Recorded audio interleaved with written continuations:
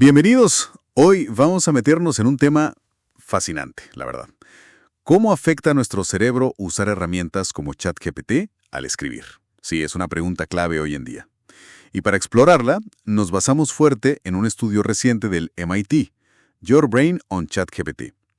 Introduce un concepto interesante, la deuda cognitiva. Exacto. Y no solo eso, también vamos a mirar análisis críticos como el de Sean Godikek y, lo que se comenta en foros como Reddit. La idea es desglosar qué encontraron sobre la actividad cerebral, la memoria y qué es eso de la deuda cognitiva cuando, digamos, externalizamos parte del pensamiento a la IA. Perfecto. Arranquemos por el estudio del MIT. ¿Cómo lo diseñaron? ¿Qué hicieron exactamente? A ver, tomaron a 54 participantes, la mayoría estudiantes, y los dividieron en 3 grupos para escribir ensayos. Ajá. 3 grupos. Sí. Uno que llamaron Brain Only, solo con su cerebro sin ayudas externas. Otro que podía usar buscadores web, tipo Google.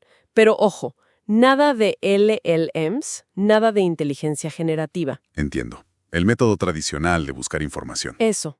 Y al tercer grupo, que solo podía usar GPT-4o. Solo la IA. Vale. ¿Y cuántas veces hicieron esto? Realizaron 3 sesiones, cada grupo siempre con la misma condición. Y mientras escribían, les medían la actividad cerebral con EEG. También analizaron los textos, claro, y les hicieron entrevistas después. Ok, 3 sesiones. Pero mencionaste una fase crucial de cambio. Correcto. Hubo una cuarta sesión, con 18 participantes, donde hicieron un intercambio clave.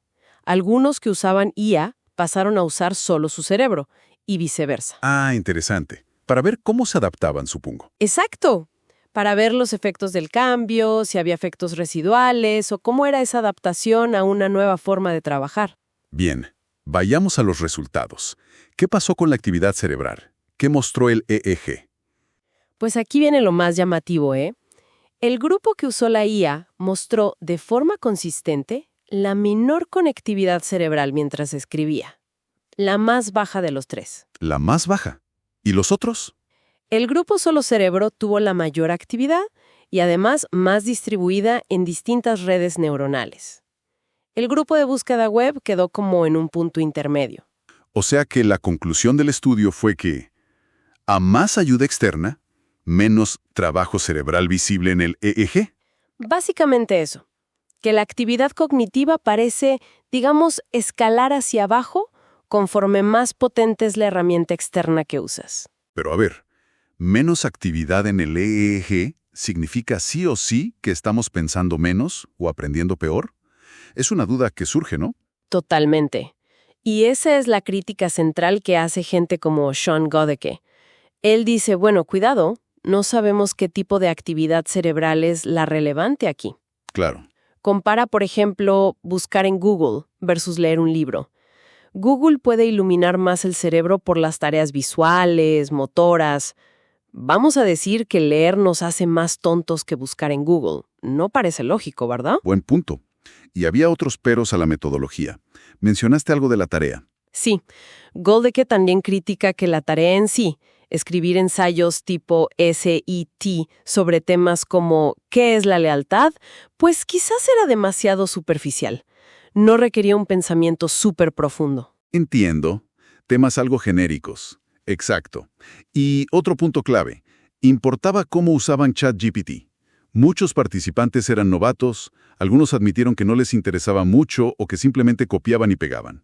Eso no es lo mismo que un uso experto interactivo. Claro, no es lo mismo copiar que colaborar con la IA. Vale, dejemos el eje un momento.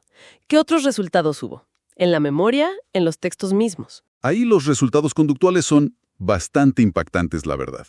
Especialmente en la memoria.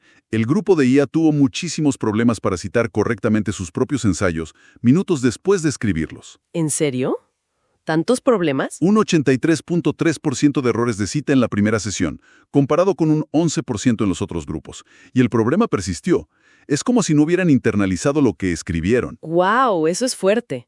¿Sugiere que delegar la escritura afecta cómo procesamos y retenemos la información? Exacto. Y no solo eso. También reportaron sentir menos propiedad o autoría sobre el texto. Daban respuestas como fue 50-50, 70-30, nada mío, mientras que el grupo Solo Cerebro sentía una autoría casi total. Tiene lógica. ¿Y los textos en sí? Eran diferentes. También, los ensayos del grupo LLM eran estadísticamente más parecidos entre sí, como un efecto dominó de similitud. Usaban más datos específicos, frases en tercera persona. Los ensayos Solo Cerebro, en cambio, eran más diversos, con frases más personales, más únicas. ¿Y cómo los valoraron otras personas? Aquí viene lo interesante.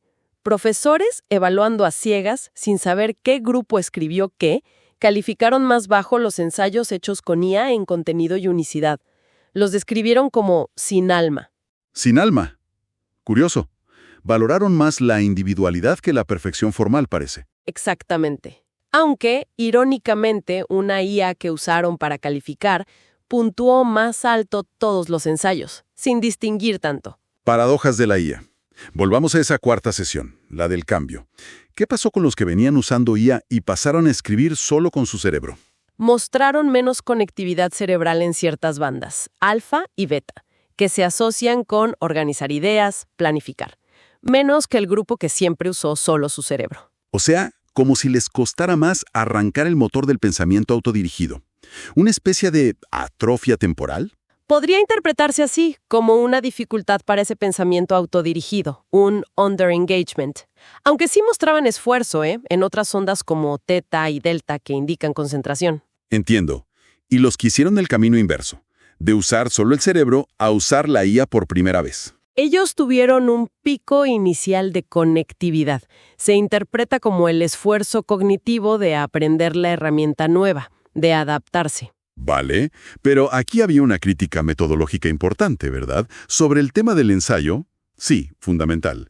Tanto Wedeke como gente en Reddit señalaron esto. En esa sesión 4 les pidieron reescribir un ensayo sobre un tema que ya habían tratado en sesiones anteriores. Ah, claro. Entonces, el grupo que siempre usó solo su cerebro estaba, digamos, reactivando conexiones neuronales previas sobre ese tema específico, mientras que el grupo que venía de usar IA, aunque conocía el tema general, partía más de cero conceptualmente para esa reescritura específica sin la herramienta. Eso complica mucho la comparación directa de la actividad cerebral en esa sesión, ¿no? Muchísimo. Es una posible falla crítica del diseño en esa parte. La comparación podría ser engañosa. Entendido. Y todo esto nos lleva al concepto central que mencionaste al principio, la deuda cognitiva. ¿Qué significa exactamente? Es la idea de que esta comodidad inmediata, esta facilidad de descargar tareas cognitivas en la IA, podría tener un costo a largo plazo. ¿Un costo cómo? ¿Qué tipo de efectos? Pues, potencialmente, una disminución del aprendizaje profundo, del pensamiento crítico, de la habilidad para resolver problemas de forma original. El riesgo es que si siempre delegamos, nuestras propias habilidades se debiliten, como un músculo que no se usa. Claro, el úsalo o piérdelo. Exacto. Y también se habla del riesgo de las cámaras de eco. Un LLM te da una respuesta sintetizada, bonita, pero quizás te pierdes las múltiples perspectivas que te daría una búsqueda web más tradicional. Pero a ver, llevándolo a un plano más general, ¿no hemos hecho esto siempre con la tecnología? ¿Externalizar el esfuerzo mental? Ese es el gran contrapunto, claro. ¿Es esto realmente diferente de usar una calculadora o la escritura misma o Google?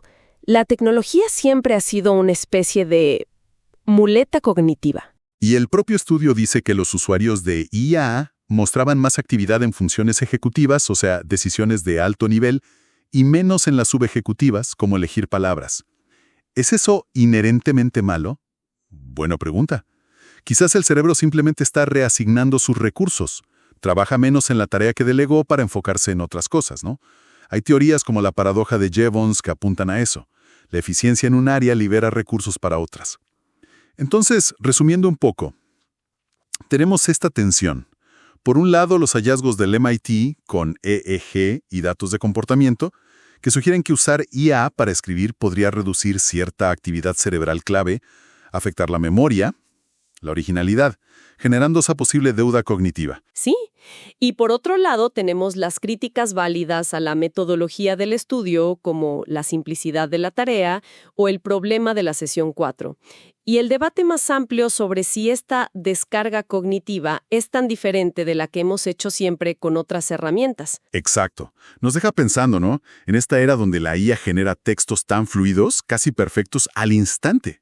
¿Qué significa realmente el pensamiento original? Y quizás la pregunta más crucial es, ¿cómo podemos asegurarnos de usar estas herramientas tan potentes para aumentar, para enriquecer nuestra propia creatividad, nuestro intelecto único, en lugar de simplemente dejar que nuestras capacidades se apaguen al repetir los patrones que nos dan las máquinas? Es el desafío. Bueno amigos, esto se terminó.